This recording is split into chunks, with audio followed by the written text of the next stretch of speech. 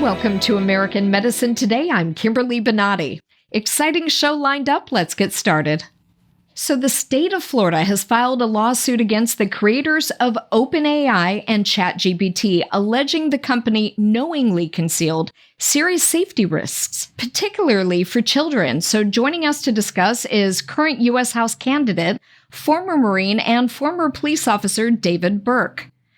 Now, can you give us the details of this lawsuit and how it came about? Yeah, as I understand, what the Attorney General down here, James Whitmire, found out throughout whether it was I think it was the shooting that occurred in Tallahassee, the school shooting where where ChatGPT was kind of building out and aiding the shooter in kind of drawing out a plan and encouraging him. There was also a similar incident where there was a suicide, I think, that occurred on the West Coast, if I recall correctly, that there was the ChatGPT was prompting this young person and encouraging them to commit suicide. And that was the genesis of it.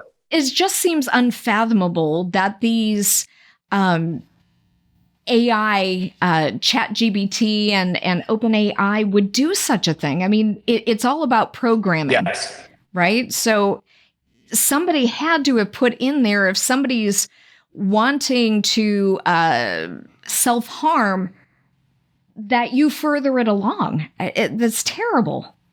How can that be in today's day and time? Yeah, and if you were to go on a ChatGPT and you were to prompt them or prompt it on something, pushing back against something woke, ChatGPT would push back on your assessment or your assertion of whatever that woke topic may be. So there are people that are writing the code. They do have direct input. And the fact that if you were to ask for medical advice, it wouldn't give you medical advice. If you were to ask for legal advice, really probably wouldn't give you legal advice. Maybe they'd give you something, but they'd ask you to consult an attorney.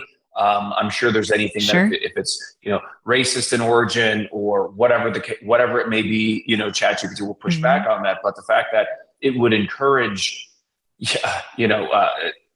self-harm or encourage, a criminal act, I believe what Florida's been great at is we don't baby-proof the room. We don't create an environment where, it's prohibitive to do stuff, but the state identifies bad actors and addresses them accordingly.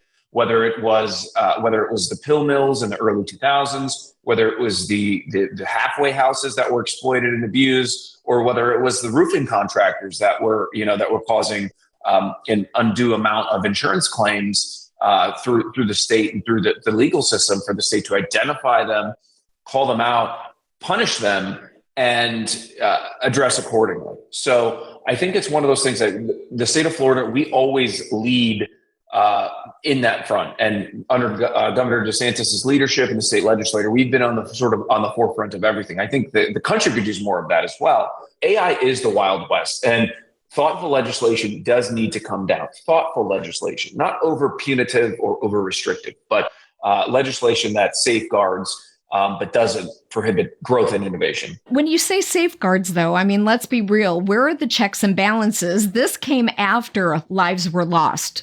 It didn't prevent 100%. So I know we're trying to learn and move forward, but where are those checks and balances, first off? And then how did Sam Altman, the CEO of ChatGPT, respond?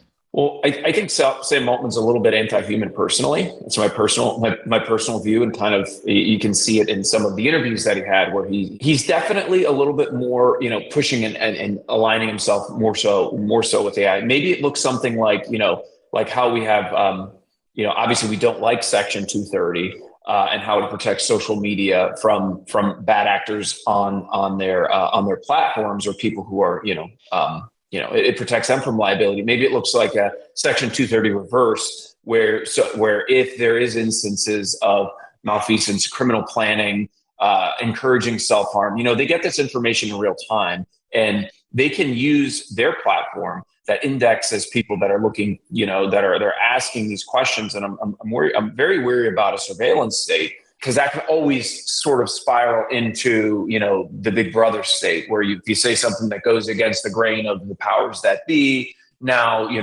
are you committing a thought crime is what I'm concerned about, especially as AI becomes even more enmeshed within our society. But there has to be a balance. We're going to take a quick break. We'll be right back with David Burck after this. You are watching American Medicine Today. Revolutionary in his field, Dr. Bonati created, perfected, and patented the Bonati Spine procedures. Using his genius, Bonati invented the precise tools necessary to minimize surgery, scarring, anesthesia, and recovery. So successful are the Bonati Spine procedures, they consistently reflect 98.75% patient satisfaction. 80,000 procedures have been performed exclusively at our location. Nearly half our patients have suffered from failed back and neck surgeries at other facilities. Bonati succeeds where others fail. Welcome back to American Medicine Today. We're continuing our discussion with David Burck. It just seems that if you're given a laundry list of steps to take to kill yourself, first buy a gun or buy whatever and do steps A through Z, that shouldn't be on there for people to access. It really should not. You're not talking about euthanasia. You can't classify it the same way as telling somebody to just go either hang themselves or shoot themselves or shoot others. Right. Those things should not be readily available. And there shouldn't be any amount of research that is allowed to pull that information. To what good would there be to have that information out? What's the good, right? Exactly. What's the public good of having that information readily available? Right. What's the public good of being able to encourage that? If you're going on and you're seeking, if someone, indexes or ChatGPT searches, right. How do I launder money? Encouraging criminality there's no net public benefit to it. And if let's say you're a student doing research, you can accomplish that research through other means, whether it's through, case study or whether it's through, previous convictions of similar crimes where you can say, if you were writing a research paper, for example, AI as a whole, we're kind of on the next crux of the, let's call it let's say if it was like the Industrial Revolution. Now we're in the intelligence revolution. And what I'm concerned about as a whole, the wheat reaper replaced physical strength.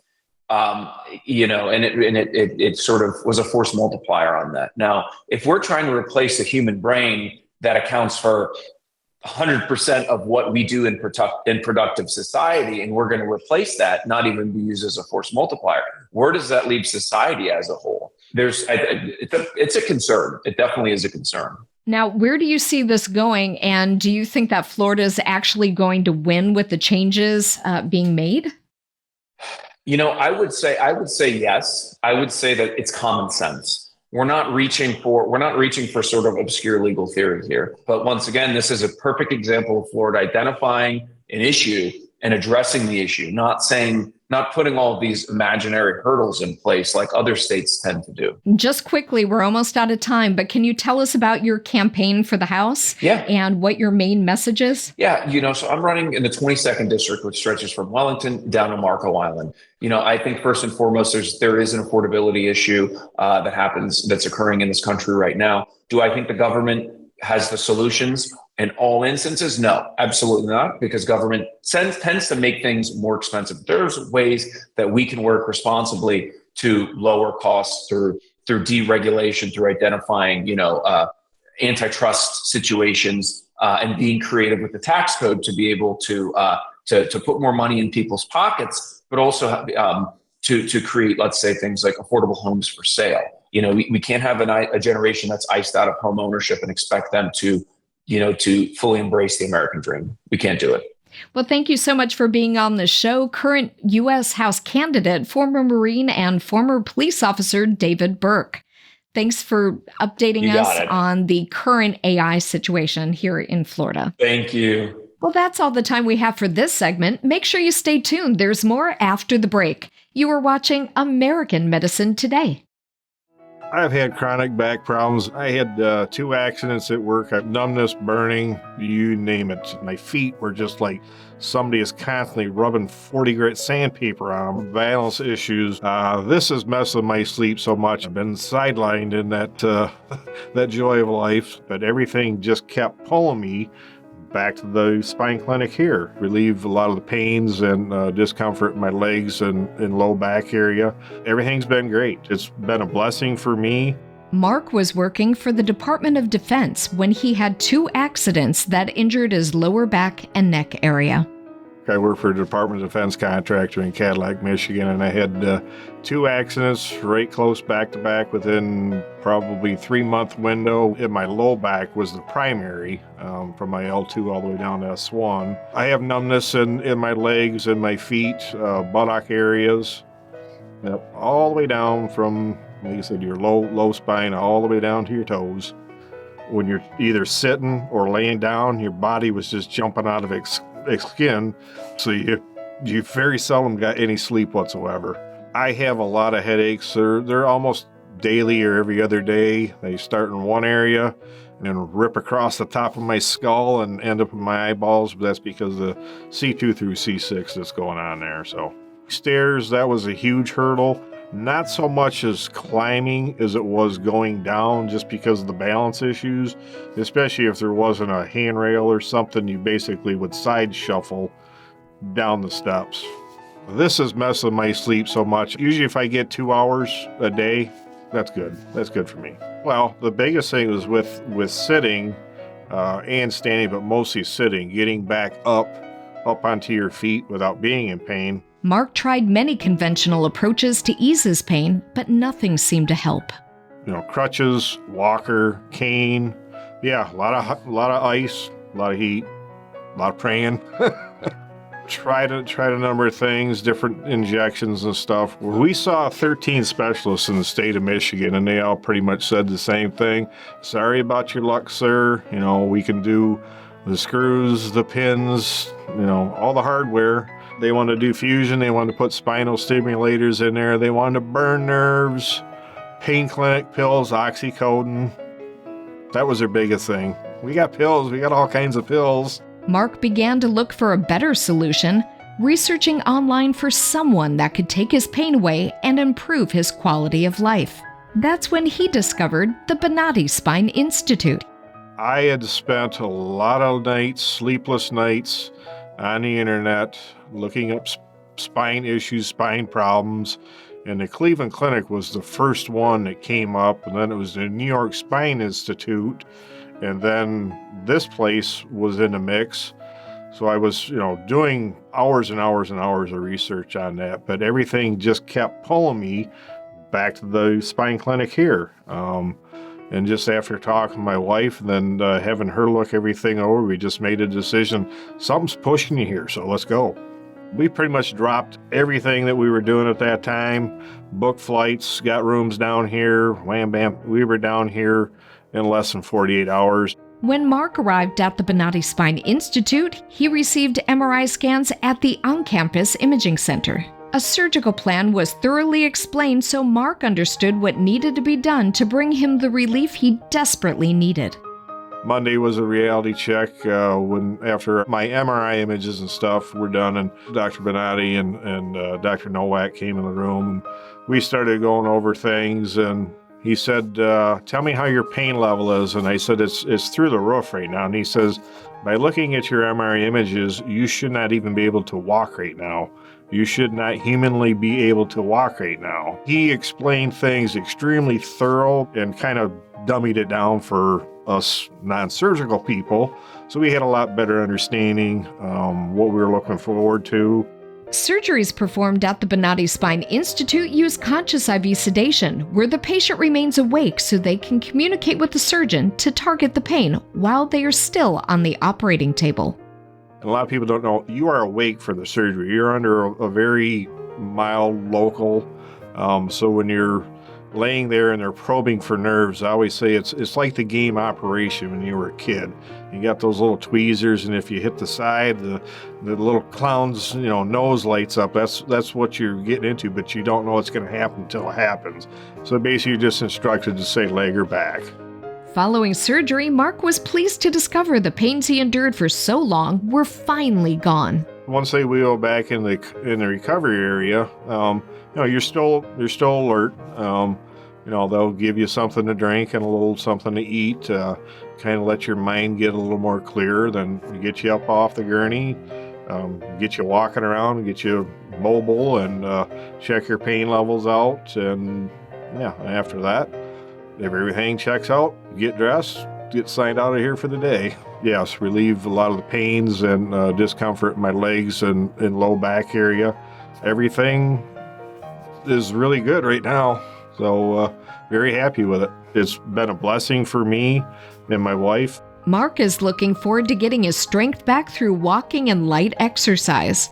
He's excited to know that he will be able to enjoy an active lifestyle and outdoor activities once again. Probably the first thing will just be light walking and increasing that, as the days go on. I've got a great weight system at home and that for getting my legs and stuff strengthened back up. Those are the key areas I'm going to focus on, but I know I can't overdo it. I have a very active lifestyle, just a lot of outdoor activities, go boating and golf and stuff. I taught my wife how to golf, and her and I have not been able to golf in the last 8 years. So that's going to be a real high. To see more stories of recovery just like this, search for the Bonati Spine Institute on YouTube, Rumble, Apple's App Store, Google's Play Store, Roku, and Amazon's Fire TV. That's all the time we have for this show. If you would like to see previous episodes, download American Medicine Today to your favorite streaming device. If you have any comments or questions, contact us at the numbers below. Or you can tweet at Dr. Bonati using the hashtag American Medicine Today or hashtag AMT. We would like to hear from you.